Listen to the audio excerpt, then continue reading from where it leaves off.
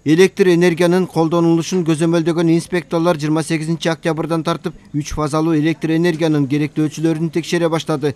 Алар адам жашаган турак жай болобу же өндүрүш тармагыбы техникалык шарттарында жылытууга укугу жок деп жазылган абоненттерге чектөө коюп пломба басууда. Менин районумда, менин участогумда электр отопление менен жылытууга разрешениясы жок абоненттердин саны 178 болчу.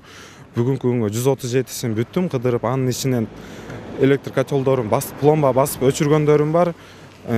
Электр котел вообще колдонбогондор бар, такыр газ менен жылыткандар бар, көмүр менен жылыткандар бар. Аларга түшүндүрүү иштерин жүргүзүп, кагаз жазып берип, кол койдуруп, ушундай кырдаалга байланыштуу суу, газ, электр энергиясын үнөмдөш керек туура түшүндүрүп атабыз. Көбүнчөсү туура түшүнүп кабыл алып жатышат.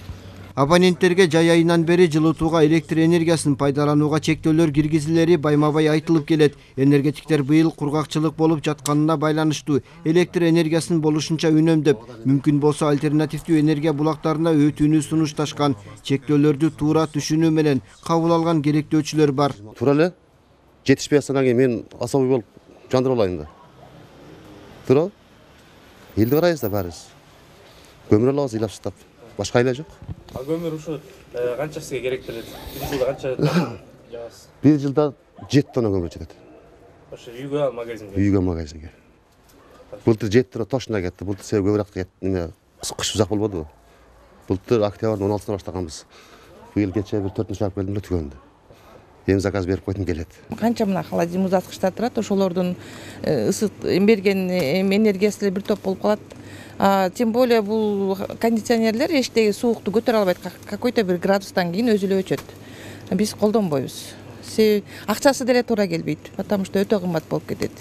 Биз кымбат төлөйбүз, себеби как производственный болчу. Эми туура эле түшүнөбүз да, эл катары да. Себеби өлкөдө ошондой эме болуп атса, анан баш ээбиз да кайка барат элек. Кыргыз көмүр ишканасы калкты көмүр менен камсыздоо максатында күнү түнү иш жүрүп жатканын билдирди. Ушул күнгө карата бюджеттик мекемелердин 60% көмүр менен камсыз болгон. Бишкек жебине 30 000 тонна алып келинген. Калкты жана социалдык объектилерди жалпы эсептегенде 210 000 тонна көмүр өндүрүлгөн. Жеке менчик тарапка күн сайын көмүр жүктөлүп жатат. Bir камазга 7 мүнөт 10 мүнөттө көмүр жүктөлүп жатат. Келгени менен өзүңүздөр билесиздер, кезеги менен айдоочулар кирип, дароо ошол мисалы бир күн ТЭЦке барып, кайрадан келгенден кийин калкка көмүр жүктөп биз берип жатабыз. Башында мисалы 450 машинеге чейин жүктөлүп жаткан болчу. Азыр ошол жанагы ТЭЦке же болбосо казуу иштери, тазалоо иштери тигил жакта болуп калганда 150дөн ашык 200 машине күн сайын жүктөлүп жатат. Түндүк электр ишканасы электр энергиясын үнөмдөө үчүн дагы бир чектөө киргизди. Абоненттердин бардык категориясына электр энергия пайдаланып, металл эритүүгө, кубаттуулукту көп керектеген жабдууларды иштетүүгө убактылуу тыюу салынды. Энергетика министрлиги элге электр энергиясын тегиз жеткирип, үзгүлтүксүз берип турууга болгон аракетти көрүп жатат. Адистер үнөмдү колдонгон күндө гана муну ишке ашырабыз деген пикирде. Уланбек Тиханбаев, Алмаз Нурманбетов, Ала Тоо 24.